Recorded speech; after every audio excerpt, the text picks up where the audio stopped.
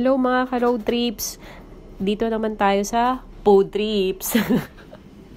Ngayon gagawa kami ng sukiyaki.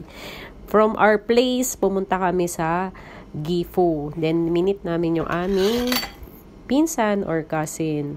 Then napag-isipan namin ang aming dinner plus, alam na, yung nasa likod dyan, magsusukiyaki kami. So, ang ingredients po ng sukiyaki at hindi ko na siya na isa-isang picture. Though, mamaya makikita nyo siya. Yan, meron tayong tofu. Ayan, kalalagay lang. May enoki. Merong meat. Meron tayong cabbage. Noodles. Yung noodles nandun sa side natabunan na. At saka yung mushroom or shiitake. Yan. Then, dadagdagan lang natin siya ng konting water. At saka yung sauce mismo ng sukiyaki. Kasi yung sauce ng sukiyaki, meron naman nabibili sa grocery. Kaya yan, depende sa inyo.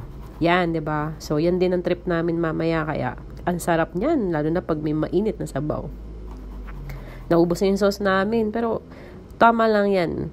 Ayan, meron pa kaming isa. Medyo bitin, pero solve yan. Ngayon, ito yung...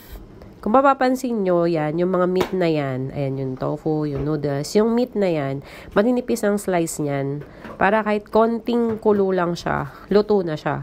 Ayan, makita nyo, na umapaw na, umangat pa yung noodles namin. Ayan, luto na siya. So, ang pagkain daw niyan, guys, o mga ka-trips, kailangan mo siyang i-dip sa fresh egg. So, ito si sis-in-law ko, i-demo niya. Halu-haluin lang ang egg. And then, kukuha ka lang ng gusto mong kainin dun sa bowl. Yan. So, ang pinili niya yung Nico, meat, and then yan, dip mo siya, and then, yun na. O, diba?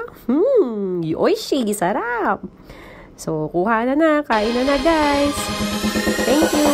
Ito nga pala ang aming oras ng inuman. Bye-bye.